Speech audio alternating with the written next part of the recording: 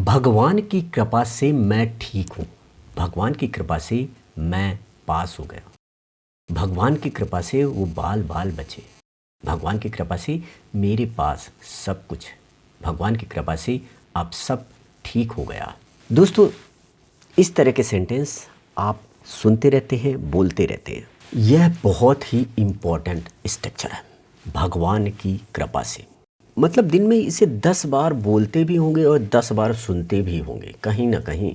चाहे आप घर पर हों, चाहे आप ऑफिस में हों, चाहे आप मार्केट में हों, जब भी किसी से बातचीत करते हैं तो ये शब्द, ये सेंटेंस, ये स्ट्रक्चर आता ही आता है भगवान की कृपा से। इंग्लिश में इसे कैसे बोलते हैं? By the grace of God. By the grace of God या फिर by God's grace. By God's grace या फिर by the mercy of God. English में 3 तरह से बोल सकते हैं, हिंदी में एक तरह से, भगवान की कृपा से। तो नमस्कार दोस्तों, एक बार फिर हमारे YouTube चैनल में आपका स्वागत है। जिसने भी हमारे चैनल को सब्सक्राइब नहीं किया है वो सब्सक्राइब कर लें, हमारे वीडियो को लाइक करें। तो आज हम बात कर रहे हैं, जिस स्ट्रक्चर की बात कर रहे हैं वो है भगवान की कृपा से, bye the grace of God. तो अब हम आपको बताते हैं कि इसका रूल क्या।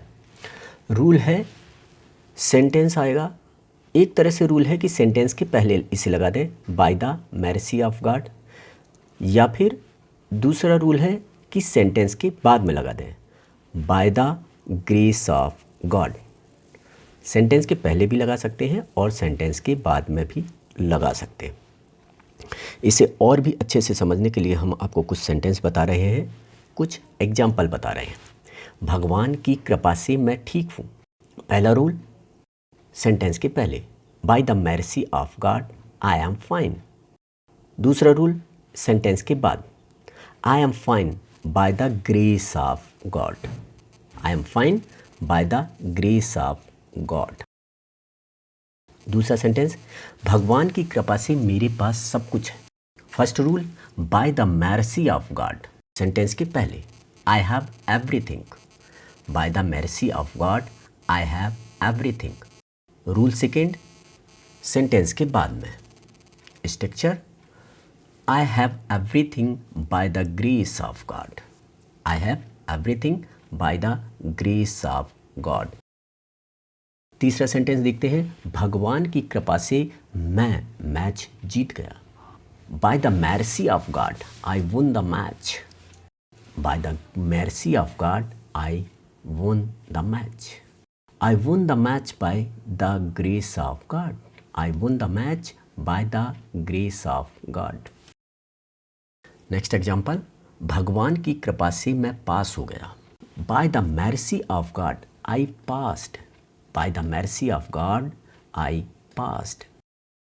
अन्न हमें भगवान की कृपा से ही मिलता है। We get food only by the grace of God. We get food only by the grace of God. लेकिन भगवान की कृपा से वो बाल बाल बचे। By the grace of God they survived. By the grace of God they survived. जब कभी भी एक्सीडेंट हो जाता है, भगवान की कृपा से ही बचे, लेकिन भगवान की कृपा से वो बच गए। एक्सीडेंट हुआ लेकिन भगवान की कृपा से बच गए। By the grace of God they survived. यह भगवान की कृपा से ही हो सकता है। This can happen only by grace of God. This can happen only by grace of God. तुम भी भगवान की कृपा से ठीक हो जाओगी। तुम भी भगवान की कृपा से ठीक हो जाओगे।